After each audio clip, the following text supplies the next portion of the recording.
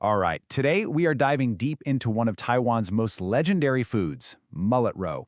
And trust me, this is way more than just a delicacy. It's a story that starts out in the vast ocean and ends with some seriously impressive old-school craftsmanship. So you've probably heard it called the caviar of the East, right? That's a pretty fancy nickname. But what actually gives it that status? I mean, that name comes with big expectations of luxury and incredible flavor. To really get it, we need to look at where it comes from, both in nature and in culture. So let's get into it. First things first, let's just talk about how big of a deal this food is in Taiwan. We're talking about something that's way more than just a meal. Yeah, you're not going to find this on the table on a random Tuesday night. Mullet roe is saved for the moments that really matter. It's the star of the show at wedding banquets and a must-have for Chinese New Year's dinner. You know, those big family gatherings. Seeing it on the table is basically a symbol of celebration and good fortune. Okay, but to truly appreciate this, we've got to go back to the very beginning. And that beginning isn't in a kitchen, it's out in the deep, cold waters of the Pacific. This whole story kicks off with a truly epic journey. The scale of this thing is just mind-blowing. Every single year, like clockwork, huge schools of mullets start this massive swim south from the northwestern Pacific. And their timing is perfect. They show up in the waters off southwestern Taiwan right around the winter solstice. So, why make this incredible trip? Well, it all comes down to one thing: spawning. They're heading to warmer waters to release their eggs.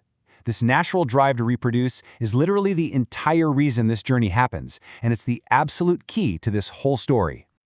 And that is the secret sauce. This is exactly why mullet roe from Taiwan is world famous.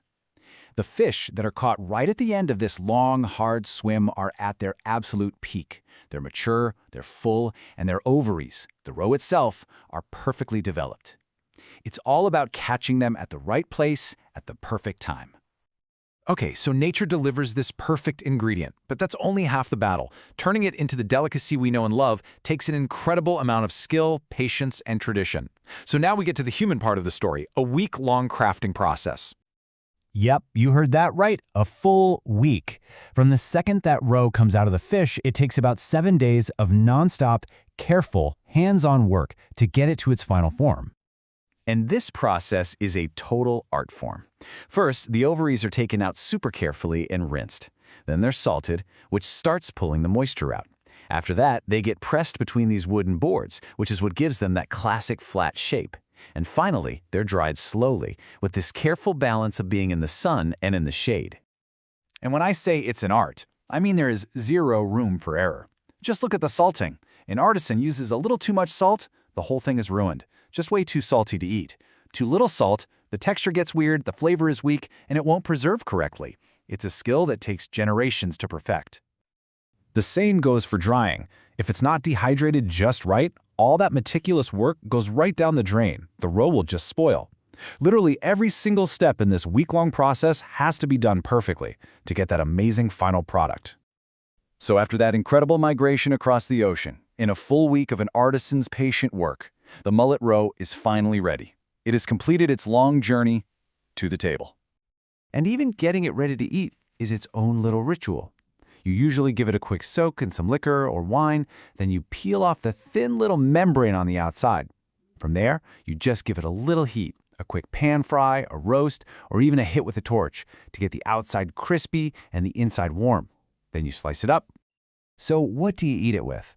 Well, the classic pairings are things with a sharp bite, like garlic scapes or slices of fresh daikon radish. But here's a little insider tip for you. Try it with a slice of a crisp, sweet apple. The combination with that rich, savory flavor is just amazing. And all of this brings us full circle, back to its status. Because of the epic journey and the intense craftsmanship, mullet roe is often sold in these beautiful vacuum-packed gift boxes.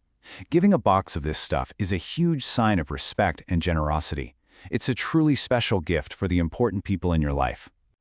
So, I want to leave you with this question. When you know the whole backstory, the insane migration of the fish, the week of painstaking work by an artisan, does that change how it tastes? You're not just eating food anymore, right? You're tasting a story of nature and tradition. Something to think about next time you see it. Thanks for tuning in.